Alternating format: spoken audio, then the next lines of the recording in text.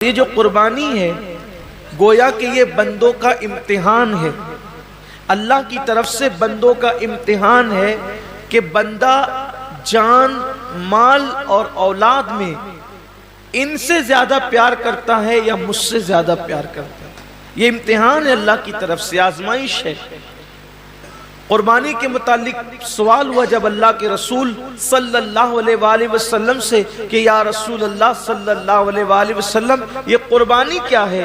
تو آقا کریم رؤوف الرحیم صلی اللہ علیہ وآلہ وسلم نے ارشاد فرمایا کہ یہ تمہارے باپ ابراہیم علیہ السلام کی سنت ہے، اور اس میں ہر بال کے بدلے میں اللہ تبارک و تعالیٰ تمہیں نیکی عطا فرماتا ہے، اور جب پہلا قطرہ خون کا زمین پہ گرتا ہے تو اللہ قربانی کرنے والے کے گناہوں کو معاف فرما دیتا ہے۔ یہ تو آپ سنتے ہیں، بار بار سنتے ہی رہتے ہیں، لیکن جو آیہ کریمہ قربانی کے موقع پہ پڑھی جاتی ہے، جو آیہ کریمہ قربانی کے موقع پڑھی جاتی ہے، اللہ اپنے حبیب سے فرماتے ہیں قل ان صلاتی ونسکی ومحیای ومماتی للہ رب العالمین۔ اے محبوب آپ فرما دیں کہ میری نماز، میری قربانیاں، حتیٰ کہ میرا جینا اور میرا مرنا سب اللہ کے لیے۔ اصل بات یہ آتی ہے اس دور میں کہ قربانی اللہ کے لیے ہونا چاہیے، قربانی بلکہ قربانی ہی نہیں، ہر کام اللہ کے لیے ہونا چاہیے۔ لیکن کل تک شادیوں میں دکھاوا تھا، کل تک ظاہری اعمال میں دکھاوا تھا، اور اب لوگوں کے یہاں عبادت میں بھی دکھاوا پیدا ہو گیا، اور خاص طور پر قربانی کے موقع پر یہ چیزیں زیادہ دیکھنے میں آتی ہے کہ لوگ دکھاوا زیادہ کرتے ہیں، اور لوگ اس پر گفتگو کرتے ہیں کہ اس کا جانور اتنے میں آیا اور اس کا جانور اتنے میں آیا۔ آپ جانور کتنے کا لاتے ہیں یہ اللہ کے نزدیک اہم نہیں ہے، آپ جانور کتنے کا لاتے ہیں یہ اللہ کے نزدیک اہم نہیں ہے، آپ جانور کیوں لا رہے ہیں یہ اللہ کے نزدیک اہم ہے۔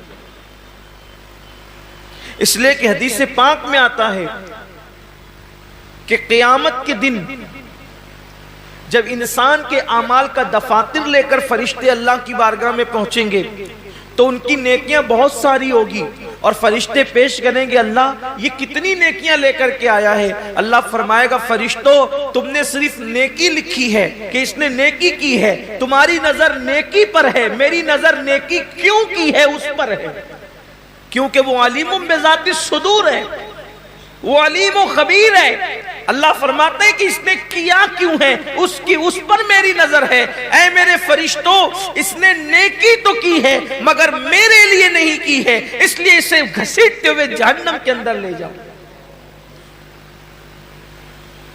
انسان کتنا لگا رہا ہے یہ قیمتی نہیں ہے، کیوں لگا رہا ہے؟ للہ رب العالمین، اللہ کے لیے ہونا چاہیے۔